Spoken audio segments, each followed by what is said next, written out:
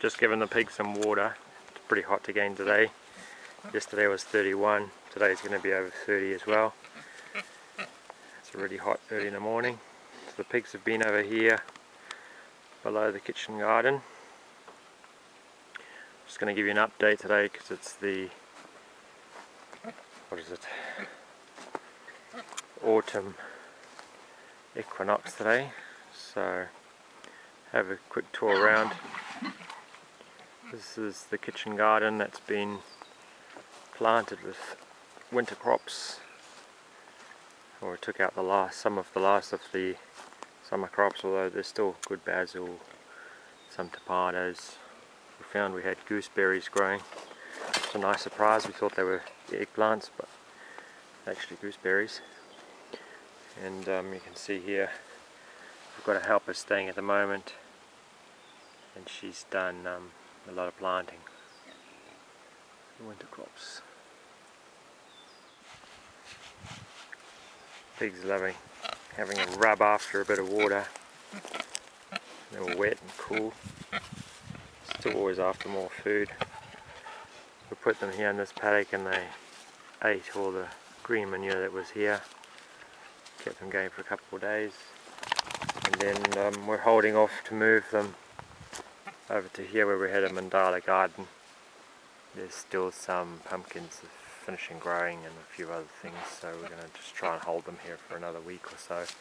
And then we've rigged up the electric fence to go around this huge big area here, so they'll have lots of grass and that to eat. So the pigs were over in this area next to the pig pen for a second time, and I've just watched the December video. So this area here has actually been used or eaten by the pigs twice. After the first time I grew some grains, and they grew just in 6 weeks. We had all that rain in December, and so I put the mama pig with some of her babies in here. All the babies have all gone now. So the second mother had 7 babies, all boys, funny enough, which I think is quite unusual, quite strange. Anyway, she had 7 boys, and we ended up selling 6 of them, eating 1. And of the other first 6 lot we had, we sold 2 of them and ate the rest. They've made really good eating. We've become very good at preparing them and cooking them. Beautiful sweet meat. And this little garden along the pig pens produced our late crop of tomatoes. As you can see, it's still there. Not very good pumpkins, probably not quite enough water, but I planted perennials in here. There's some fruit trees, there's a fig and a couple of mulberry and a few other things that I wanted this to be perennials with some annuals in between. Perennials that can take the dry. Although what I do is I give the wastewater from the ducks, comes here, and I've also put in a riser in this pipe. I've sorted out irrigation in another step. So you can see it next to their house. There's a tap now. So that'll take water from the reservoir and allow me to put a hose to water that garden over there, but also to give the ducks clean water every day. Where the chickens were in December is now getting converted further to more food forest. So I've been planting some fruit trees under here. There's avocados. Hopefully they'll be protected from the frost.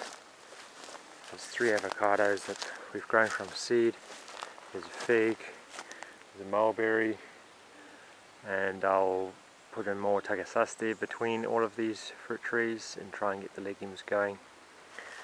And we had this pile of sticks in that we put some horse poo and mulch over, so kind of a hugelkultur. Try to plant pumpkins in it, but there was just been not enough rain. So, but anyway, hopefully underneath it will get moist and damp and break down and release the nutrients downwards.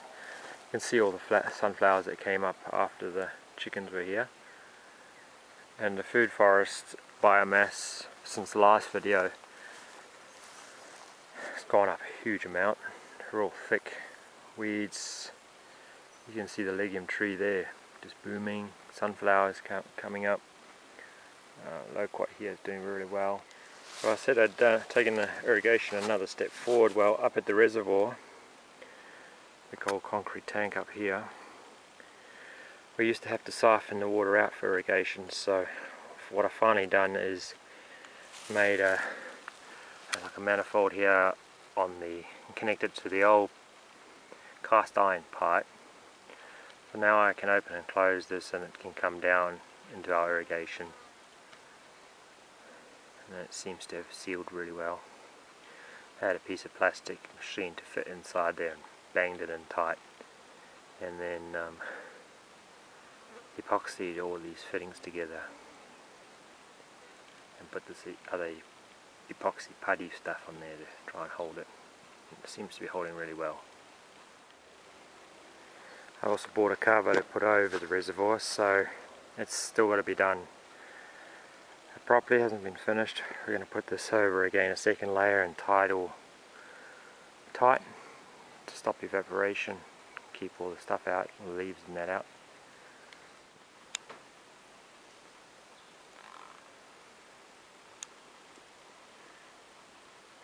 Spotted a black snake inside the reservoir, red belly, after the frogs.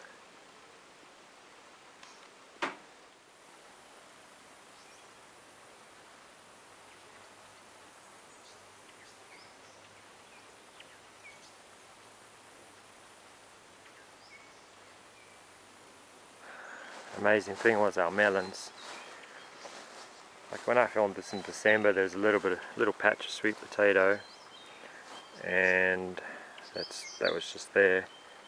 And I thought there was some squash or pumpkin there, but they turned out to be the melons that we had planted, and they were just amazing melons. Beautiful, sweet, good taste. And we've had heaps. We've been selling them and eating as many as we can. And the sweet potato patch has just extended and extended, and the mulberry tree and fig tree have grown a heap. So one of our two major projects in the last 3 months has been to renovate the caravan, make it usable by helpers. So I'm going to give you a quick little tour inside. It's not finished yet, of course, because things never get finished today. But there was a tiny little mattress here for like a child's bed, so what we did is we've taken that out and we've reused some wood that came with it. There was a ramp that came with the caravan. So we reused the wood, so I made a surface there that something heavy can put on there, like suitcases or backpacks and that. And we made like a little desk over here because it was an old fridge here.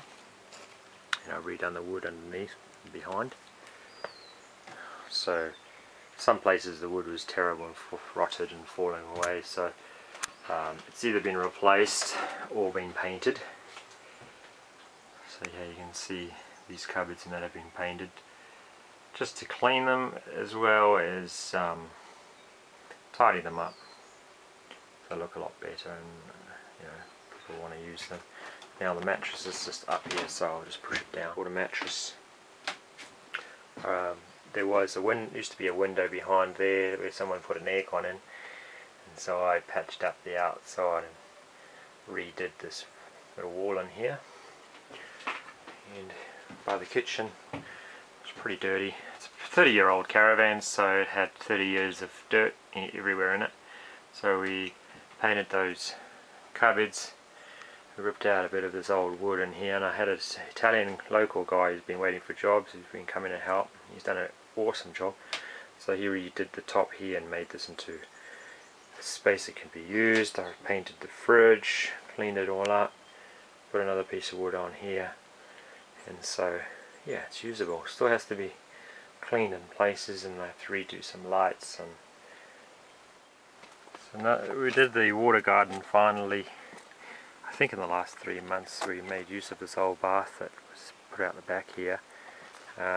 We were growing strawberries, kangkong, which are both edibles, obviously, and then cannas that are not edibles, although the pigs will eat them. They're there for flowers and they like the water. And the herb garden and everything behind is growing well. And you can see the idea is that this raised little vertical planter box gives this area here a little bit of shade in the summer, because it does get really hot out the back. And at the back door you can see us storing some of the pumpkins that we've grown, hardening them off, and the ones that are already harder in the workshop up in a net. So we'll put some more there and put some in the carport. Now I do have to point out how good the bamboo's looking. Remember last time I mentioned that I'd been to see a guy, Rob, about bamboo, and I'd grown some cuttings and all that, and he told me that bamboos really need a good feed. So since I've been feeding them for the last 4 months, they've gone beautiful dark green colour, and they've all shot out brand new culms, new shoots that have gone taller than current. So we've had probably almost as much growth in the last 4 months as I've had in about 5 years. So this shows you a little bit of knowledge goes a long way. So we give them the worm juice, we give them urine diluted, and anything else extra mulch. And the second major project we've been doing lately is the pizza house. And yesterday I put the solar panel on the roof, so it will have its own 12 volt power for lights, and probably feed the 12 volts into the house for our lights, so that's independent of our other power, just as a backup. So all of this is built from second-hand materials, as you can probably tell, and it's not built square because I want the largest building I could fit in here, but I had to put that end post there so we could walk past it, so that position was fixed, and I brought this out wider to make it a bit bigger. So it's not square, which is interesting but more difficult to build to. And we've used up some of our old windows and doors, as you can tell. I'll tell you what, an auction. The only thing that I've bought is a little bit of cement for the blocks and the footings of the poles, and maybe some of the screws, but even a lot of the roofing screws and that are all from garage sales and sinks. So it's got water plumbed into it, so we've got 2 taps there. It's the same water that comes down from the header tank. And then we've been building the pizza oven. You've probably been seeing progressing along. So it's a cob oven with a papercrete insulation layer on the outside, with an old wood stove door. I've just got a blanket hanging there to shade it so it doesn't dry out too quickly. And the Italian guy again sculpted the top. He's a tattoo artist, so he's creative. And I did the tiles, and we're going to stick this on. It's called Kev. Kev the oven. That's going to be Kev the oven. That's Kev the sculpture. And Kev the koala, well, he's around sometimes. He's the one who's named, who it's all named after. So I'm gonna stick these tiles onto this old table. It's a nice solid table. And yeah, I did the solar power yesterday, so there's a battery there with a controller. And I'll put the lighting up soon. And we insulated the roof to keep it cooler in the summer and a bit warmer in the winter. And the extra roof area is fantastic because it now, along with the little workshop roof, fills up that tank there, and yeah, it's a heap more area, so we feel a lot more water secure now, and every time it rains we get that much more water. It makes a huge difference. Last of all, I want to show what Evita has been doing in the kitchen. All our summer produce has been bottled. Tomato sauce, jams, chutneys, green tomato chutney, so many things I can't even name them all. And popcorn, and more jams, pickled peaches. And yeah, it's summer bottled.